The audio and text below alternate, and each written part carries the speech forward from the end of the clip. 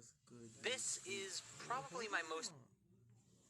Before the video starts, what's good, YouTube? It's your boy Young 3 back with another video. You feel me?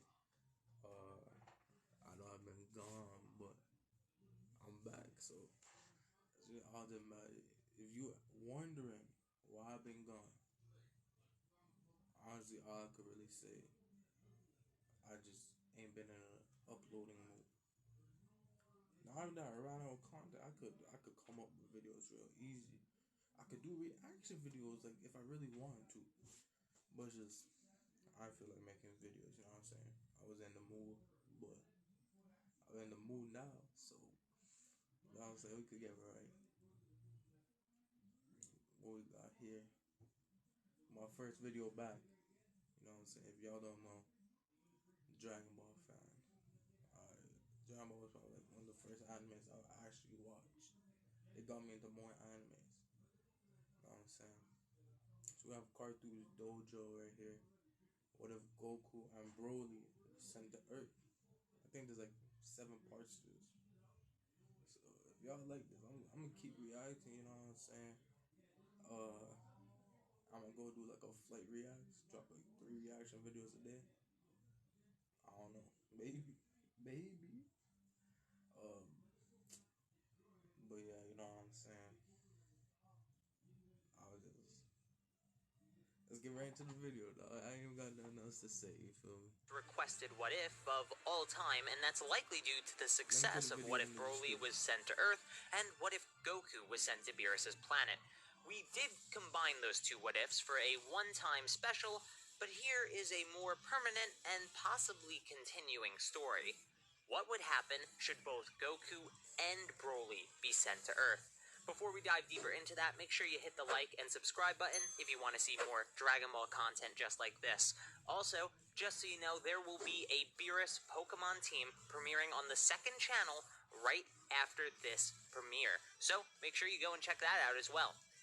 Our What If begins 5 years before the birth of Goku. This is when Broly is exiled by King Vegeta, but just like in my What If Broly was sent to Earth series, Paragus is able to redirect the course of Broly's pod before it takes off, sending him to Earth instead of the predestined location of Vampa. This does unfortunately lead to the death of Paragus by King Vegeta's hand, since he had committed treason, and simply exiling Broly was already a mercy in itself. So Broly is sent to Earth and found by Grandpa Gohan, who does his best to raise the rambunctious child. After narrowly surviving a night with Ozaru Broly, mainly surviving by hiding away and launching small attacks to keep him at bay, he that hasn't watched Dragon Ball, Grandpa Gohan is who found Goku, you know what I'm saying?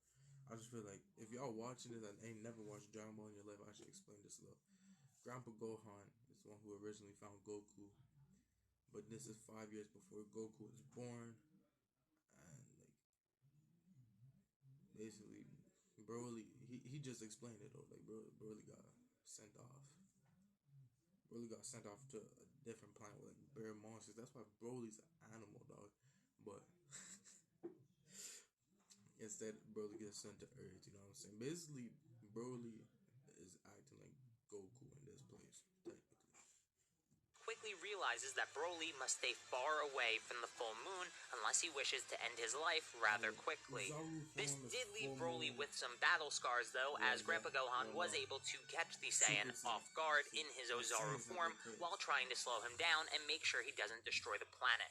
Unlike a young Goku, Broly is rather timid in general and thus listens to Grandpa Gohan's warnings regarding going outside in the full moon. Then, 5 years later, another spaceship lands in the woods of Mount Paozu, this time containing the Saiyan who would become Son Goku. Grandpa Gohan had already named Broly Goten before he knew the Ozaru form existed, so he decided to name this child Goku, since he more than likely has the same monstrous monkey transformation. For the sake of making this easy to understand as a listener, I will be referring to Goten as Broly for the rest of the story. Together, they all lived in what could only be described as peace to some degree, until... This is all he just said was it. Broly replaces Goku's spot, but why didn't Grandpa Gohan name him Broly Goku? He names him Goten. And I'm guessing, since there's 7 parts to this, that's gonna be the reason Goku names his son Goten, because of Broly. But One day, the rather rambunctious Goku picked a fight with Broly. The two fell into a ravine, both hitting their heads in the landing.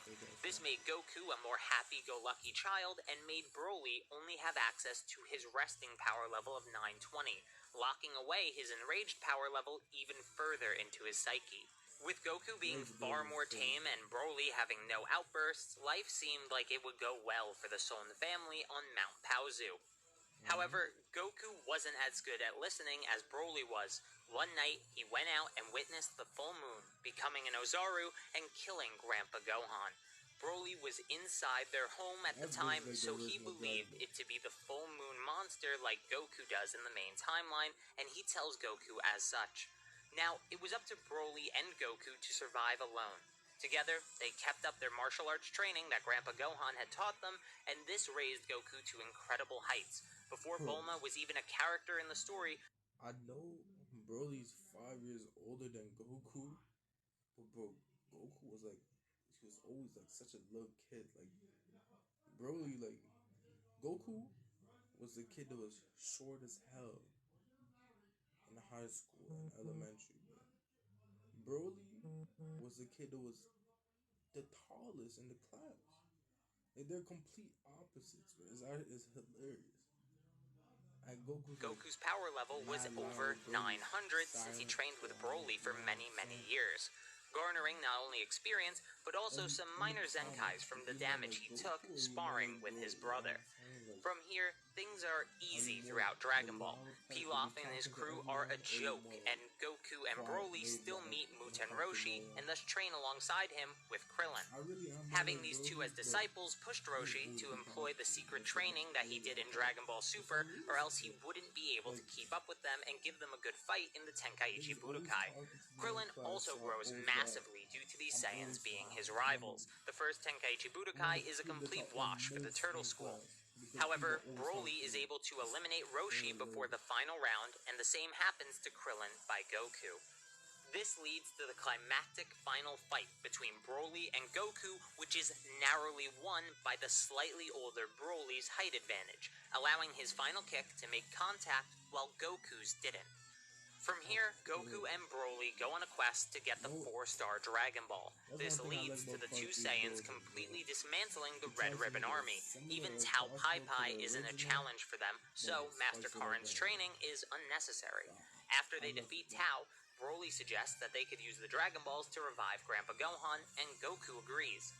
This journey for all the Dragon Balls leads to the destruction of the Red Ribbon Army, but does necessitate that they fight in Baba's tournament to find the final Dragon Ball. With Broly and Goku, the tournament is a complete breeze, but then a mysterious challenger enters the arena with a halo and a mask. This mysterious man asks to face both Broly and Goku at once, and Baba agrees so long as he's sure he can beat them. The man nods, despite knowing he can't. Broly and Goku begin their assault on the man, and are surprised to find that he's holding his own against them. Eventually, he grabs their tails and incapacitates them, swinging the two around with ease, until suddenly their tails snap off. The man surrenders once this happens, and reveals that he is their Grandpa Gohan. The two are overwhelmed by this, and quickly run and hug their grandfather, who chastises them for not having trained their tails appropriately. He tells the two that he had been training in the afterlife, so he'd be ready for the day that they'd meet again in death. That's when Broly remembers and tells Grandpa Gohan that they are collecting the Dragon Balls so they can wish him back to life. Grandpa Gohan just smiles and tells them not to bother. In the afterlife, he can train with countless masters, and he's already lived a full life. They would meet again when the time was right. Before he leaves, Grandpa Gohan tells them to train up and enter the Tenkaichi Budokai in 3 years. He's already aware that they entered this year's. So, the two Saiyans that consider themselves brothers at this point look at each other and race off into the world, ready to face the world and train by doing so. From here, things are easy again. Ten Shinhan is a non-threat since everyone is so strong, and it's easy to convince him to join their side when he sees the failings of the Crane School in comparison. Tambourine is a joke to Krillin, so he's easily defeated and the 6 Dragon Balls are secured. Even the Demon King Piccolo is a joke, but Master Karin warns Roshi that they need to seal the Demon King away rather than kill him, or else Kami will die as well. With his power far greater than originally, Master Roshi is able to beat down Piccolo and seal him away before he can regain his youth or produce a reincarnation. This leaves us with no Piccolo Jr. in sight. Master Karin reaches out to Roshi once again and informs him that Kami wishes to meet both Broly and Goku. The two Saiyans make their way to Master Karin's tower, and the Master tells them to use the power pole to make their way even further up. They do, and they arrive at... Anybody that does reaction videos, show it to y'all, bro. Like, reaction videos are easy to produce, but when I watch YouTube by myself, I am not talking, bro. I'm not even laughing. It could be a try not to laugh, and I'm probably not even gonna laugh out loud. Like, but like, I feel like, you know, YouTube, you just like, once you find something funny, you have to laugh out loud. You know what I'm saying? It's funny, the interactions you gotta do. Let me get back to the video. Kami's lookout, only to find Mr. Popo, who tells them that they must be tested before they are allowed to meet God. Despite Popo being more skilled than them, he is defeated by both in a one-on-one fight, which means they are allowed to meet with Kami. When he reveals himself, they are immediately startled because Kami's face is that of Piccolo's. He is barely able to avoid their attacks before explaining who he is. Kami sees a bit of himself in these two. They probably aren't from this world just like he isn't, so he wants to help them grow into better people and better fighters as well. Perhaps one day one of them could even replace him as God of Earth. Perhaps. The next Tenkaichi Budokai arrives 3 years later, and now both Goku and Broly were pretty much fully grown. Broly had been taller for some time, but was now at his full adult height. Goku still has some growing to do overall. With no Piccolo, this tournament was simply for fun. Ten Shinhan, Krillin, and even Yamcha participated. However, another contestant entered the mix as well, Chi-Chi. Goku still made a promise to marry her, and that makes sense considering Goku is the same age as her, whereas Broly is 5 years older. This leads us beautifully to the marriage of Goku and Chi-Chi, but not before the tournament concludes. The battle goes on, and slowly but surely it is clear that the finals will once again be Goku and Broly. The difference? Goku actually wins this time. Since he's no longer outranged as heavily due to Broly's height, Goku's combat prowess in terms of tactics really shines here, and it nets him a victory despite the two Saiyans being nearly even in terms of raw power. The two are rivals, no, brothers with a slight competitive edge. After the Tenkaichi Budokai, the two build houses in Mount Paozu, one for Broly and one for Goku and Chi-Chi. Times are peaceful, and Gohan is born a year later. Then, 4 years after that, there's a reunion at Master Roshi's house on his island, which is interrupted by the abrupt arrival of an unknown man with a tail. The man reveals himself to be Raditz, and more importantly, that he is Goku's older brother. But Goku tells him that he isn't, and points to Broly, saying that that's his older brother. There's no way someone as cruel as Raditz could be related to him. This is of course after Raditz slapped Krillin through Kame House. However, this time, Krillin brushes it off rather easily. Their powers had grown over time. Remember, Broly and Goku started the series with power levels in the 900s, so they only got stronger from there. A big part of Dragon Ball is training to overcome the power that's in front of you. The humans and side characters in the series get their biggest power boosts when they see how far ahead Goku is, and Goku gets his biggest power-ups when he sees how far ahead someone else is, so this would be no different.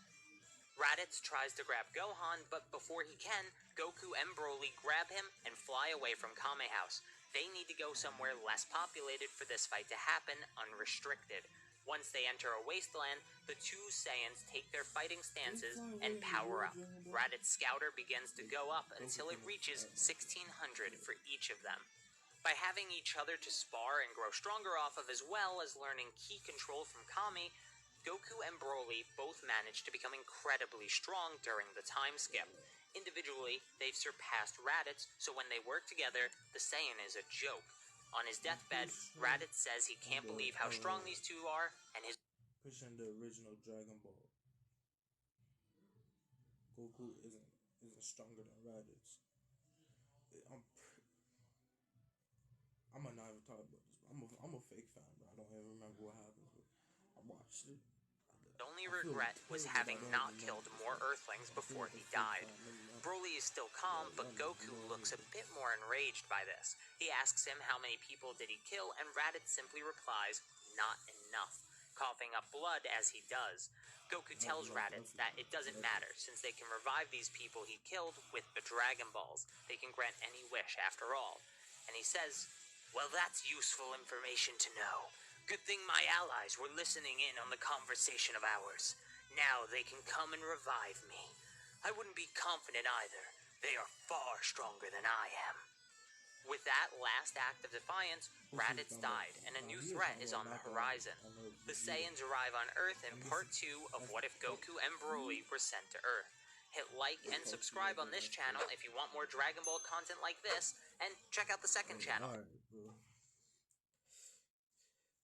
First video back, I was saying, check it out. Carthu's Dojo link in the description. Like, comment, subscribe. You know what I'm saying? Maybe I might pull the FTC. Like Team Stand Up. You know what I'm saying? I don't know. Maybe I might do that. But look, it's been your boy Young 3. Like, comment, subscribe. You know what I'm saying?